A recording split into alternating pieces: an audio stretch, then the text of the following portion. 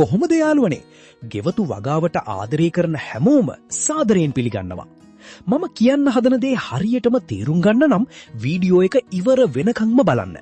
අලුත් අය ඉන්නවනම් සබ්ස්ක්‍රයිබ් කරලා එකතු වෙන්න. නයිමිරිස් වලට හරියට මිලක් නෑ නේද?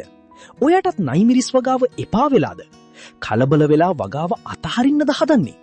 නයිමිරිස් වගාව අතහරින්න කලින් මිල අඩු වෙන්න හේතුව හොයලා බලමු.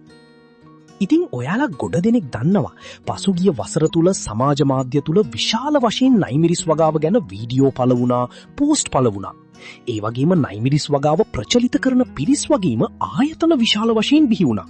හරියට නයිමිරිස් වගා රැල්ලක් බිහි වුණා කිව්වොත් නිවැරදි. ඒකට හේතුව තමයි නයිමිරිස් වලට ඉහළ මිලක් පැවතීම. ඉතින් මේ නිසා බොහෝ පිරිස් නයිමිරිස් වගා කරන්න පෙළඹුණා. ගොඩක් අය ආයෝජකයන් විදියට නයිමිරිස් වගාවට මුදල් යොදවනු ලැබුවා.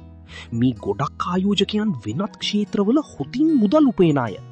ඉතින් දැන් වෙළඳපොළ පවතින නයිමිරිස් අතිරික්තයත් සමග විශාල වශයෙන් නයිමිරිස් මිල පහත වැටීම සිදු වුණා. ඒ වගේම නයිමිරිස් මිල පහත වැටීම තීරණය කරන අනෙක් සාධකය තමයි විශාල වශයෙන් අමුමිරිස් අස්වනු වෙළඳපොළට පැමිණීම. එතකොට මිල අධික නයිමිරිස් වෙනුවට අමුමිරිස් මිලදී ගැනීමට පාරිභෝගිකයන් පෙළඹීම නිසා නයිමිරිස් ඉල්ලුම අඩු වී නයිමිරිස් මිල පහත වැටීමට හේතු වෙනවා. ඉතින් මේ නිසා ගොඩ දෙනෙකුට නයිමිරිස් වගාව එපා වෙලා තියෙන්නේ. ඉතින් මේ එපා වෙලා තියෙන අය අතර අර කලින් කිව්ව මුදල් යහමින් තියෙන අයත් බහුතරයක් ඉන්නවා. ඒ අය බොහෝ දුරට නයිමිරිස් වගාව නවත්වලා මීට වඩා හොඳ ආයෝජනවලට අනිවාර්යෙන්ම යනවා.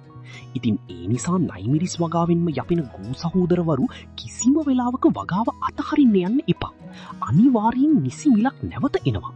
ඒ නිසා කෘෂිකර්ම ව්‍යාපාරවල මේ පොදු ධර්මතාව අවබෝධ කරගන්න. ඒ කියන්නේ වගාවේ ලාභ පාඩු දෙකම බාරගන්න පුළුවන් කෙනා අනිවාර්යෙන් සාර්ථක වෙනවා. මේ පණිවිඩය තමයි ඔයාලට දෙන්න අවශ්‍ය වුණේ. සියලු දෙනාටම තෙරුවන් සරණයි.